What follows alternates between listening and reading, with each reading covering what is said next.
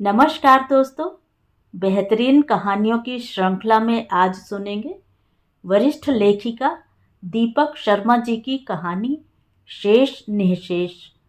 तो आइए सुनते हैं कहानी। तुम मंजू दुबे की बेटी हो। एक अपरिचिता हमारे घर की सीढ़ियों के गलियारे में खड़ी थी। हाँ, कहते हुए मैं अपनी साइकिल गलियारे में ले आई। तुम्हारी मम्मी कहाँ है? गलियारा तंग था और वे मेरे साथ सटने पर मजबूर रहीं। अपरिचिता एक परिचित द्रव्य लगाई थी। क्या सभी सुगंधित द्रव्य समरूप गंध रखते हैं, अथवा यह मात्र संयोग था कि पिछले महीने माँ ने वैसा ही द्रव्य खरीदा था? तुम्हारी मम्मी कहाँ है? अपरिचिता की आवाज ने जोर पकड़ा। दिल्ली गई हैं, मैंने कहा और अपनी जुबान काट ली। माँ को हवाई अड्डे की बस पर छोड़कर जब पापा सुबह घर पलटे थे, उन्होंने मुझे आदेश दिया था। उधर दफ्तर में कोई नहीं जानता कि मंजू दिल्ली गई है। कोई पूछे तो यही कहना, मंजू तुम्हारी नानी के पास गई है। माँ और पापा एक ही दफ्तर में काम करते थे और हमारा निवास उसी दफ्तर के पास निर्धारित आवास क्षेत्र में था। माँ के अतिरिक्त इस क्षेत्र की 2 अन्य महिलाएं भी उसी दफ्तर में काम करती थीं। किंतु जाने कैसे इधर कुछ महीनों से माँ हमारे आस पड़ोस के लिए विशेष कौतूहल का विषय बन गई थी। क्या हवाई जहाज से गई हैं? अपरिचिता कांपने लगी। हाँ, उस कपकपी से मैं डोल गई। कब आएंगी? अपरिचिता का भावावेग बेकाबू हो चला। परसों। मुझसे कुछ भी छिपाया न गया। कुछ दूरी पर खड़ी एक लाल मारुति की ओर जैसे ही वे विद्युत गति से बढ़ी, मैं हैरान हुई। मैंने उनका नाम क्यों नहीं पूछा? 13 वर्ष के अपने समस्त जीवन काल में मैंने वैसी तूम तड़ाक पहली बार देखी थी। आपाद मस्तक, अलंकृत एवं भव्य।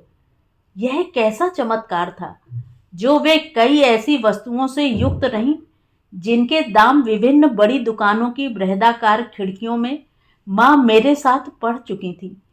माँ को बाजार करने का बहुत शौक रहा। हर महीने अपनी तनख्वाह पाते ही वे मुझे अपने साथ लेकर कुछ न कुछ नया अवश्य ही खरीदती। कभी साड़ी तो कभी सलवार सूट, तो कभी चप्पल, तो कभी शॉल, तो कभी कार्डिगन, तो कभी हाथ कान के टूम छल्ले, तो कभी गर्दन की कंठी। किंतु अपनी परिचित तंग दुकानों में मोल भाव तय करने से पहले तड़क भड़क वाली दुकानों में प्रदर्शित दाम समेत कई वस्तुएं वे जरूर देखती और मुझे दिखाती। देखो तो, इस अपरिचिता की साड़ी का नमूना शहर की सबसे महंगी दुकान के शीशे में माँ मुझे दिखा चुकी थी। गहरे सलेटी रंग की इस क्रेप में हल्के गुलाबी फूल कैसा अनोखा प्रभाव दे रहे हैं। यहाँ केवल फूल सलेटी रंग के रहे और पृष्ठभूमि गुलाबी। दाम 1800 रुपये। अपरिचिता के सैंडल का भांत भी मेरा देखा हुआ रहा। शो केस वाली सैंडल का रंग मगर भूरा था, काला नहीं। दाम 800 रुपये। जो पर्स अपरिचिता ने अपने हाथ में थाम रखा था, उसके दाम का पता भी माँ लगा चुकी थी। 1200 रुपया। हाँ, अपरिचिता के कान के बुंदों की, उसके नाक के लौंग की, उसके हाथ की अंगूठी की, उसकी एक कलाई की घड़ी की और दूसरी कलाई की चूड़ियों की दमक और कीमत जरूर मेरे लिए अजानी रही। अपनी साइकिल में ताला लगाकर मैंने घर की सीढ़ियां एक ही सांस में तय कर लीं। घर के मुख्य दरवाजे पर ताला मैंने अपनी हिचकियों के बीच खोला। अपरिचिता की छटपटाहट का एक बड़ा अंश मेरे अंदर उतर लिया था। पिछली रात माँ को दिल्ली जाने से मैंने फिर रोका था। मैं यहाँ अकेली न रहूंगी। मैं रो पड़ी थी। तुम्हारे बिना पापा बहुत दिक करते हैं। अकेली माँ जितनी देर घर से बाहर रहती, पापा को देखते न बनता, मानो वे कांटों पर लौट रहे होते। कभी आगे की खिड़की से बाहर झांकते, कभी पिछवाड़े के रोशनदान तक पहुंचने के लिए नीचे स्टूल पर खड़े होते, कभी सीढ़ियों पर चहलकदमी करते तो कभी बाथरूम में भागते। तुम चिंता न करो, माँ डहढहाई थी। वे ठीक रहेंगे। मेरी दिल्ली यात्रा का पड़ता उन्हीं ने बिठाया है। मतलब तुम्हारे पापा मुझे खुद दिल्ली भेज रहे हैं? मगर क्यों? चौंक कर मैंने पापा की ओर देखा था। पापा क्षुब्ध लग रहे थे। माँ के साथ पापा सदैव झूमा झूमी की अवस्था में रहते।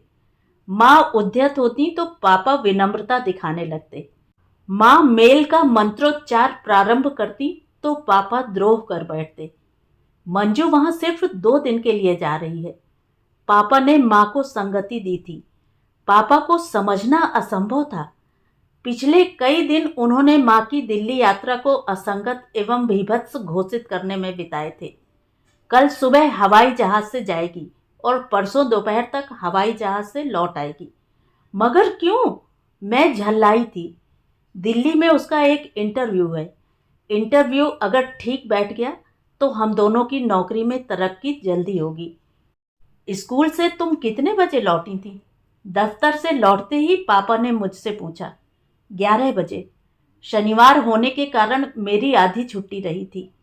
यहाँ कोई पूछने आया था क्या? नहीं, जोखिम उठाने के लिए मैं तैयार न हुई। मुझे भूख लग रही है। पापा ने डबल रोटी और अंडे फ्रिज से निकाले।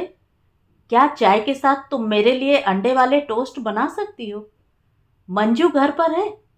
रात 8 बजे 2 स्त्रियां हमारे घर पर पधारी। हम दोनों उसके दफ्तर में टेलीफोन ऑपरेटर हैं। मंजू अपने मायके गई है। पापा तुरंत बरामदे में चले आए। उसकी माँ की तबीयत ठीक नहीं। कब लौटेगी? एक ने पूछा। यही 2-4 दिन में, पापा ने कहा। कहो, कोई खास बात है क्या? बता दो, दूसरी ने पहली को कूहनी मारी। सभी तो जान गए हैं। जाने दो, पहली ने कहा। बॉस उसे पूछ रहे थे। दूसरी ने पहली को चिकोटी काटी। तभी कुछ और लोग आ धमके। सभी हमारे आवास क्षेत्र के थे। क्या बात है? पापा ने पूछा। सुना है, एक पुरुष स्वर ने ढक्कन खोला। बॉस के साथ आज एक वारदात हो गई। क्या हुआ? पापा लगभग चीख पड़े। सुना है बॉस की बीबी ने उसे आज शाम खत्म कर दिया। पापा का रंग सफेद पड़ गया। अब आपसे क्या छिपाएं? पहली स्त्री बोली। सुनने में तो यह भी आया है कि बॉस की पत्नी ने मंजू को भी खत्म कर दिया है। जरूर किसी ने झूठी उड़ाई है। निधड़क होकर पापा ने अपनी नटसारी शुरू की।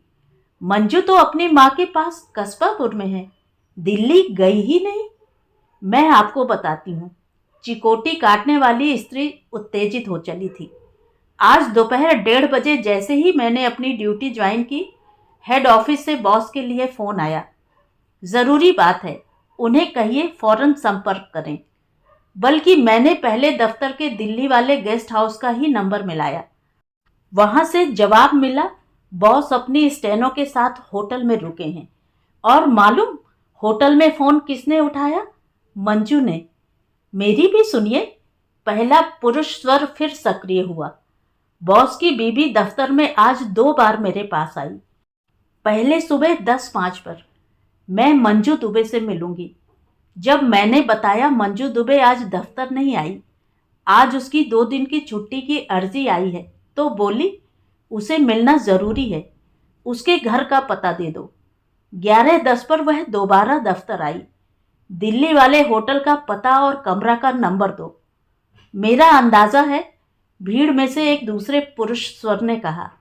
बॉस की पत्नी ने यहाँ से 3:20 वाला हवाई जहाज़ पकड़ा। 4:55 पर वह हवाई जहाज़ से उतरी। 5:30 पर वह होटल पहुँची। 5:45 पर लिफ्ट में सवार हुई। 5:40 पर उसने बॉस को मंजू के साथ देखा। 5:41 पर उसने बॉस पर गोली चलाई। 5:42 पर उसने मंजू पर गोली चलाई। 5:45 पर माँ मेरी वजह से मरी है पापा। मैं फट पड़ी।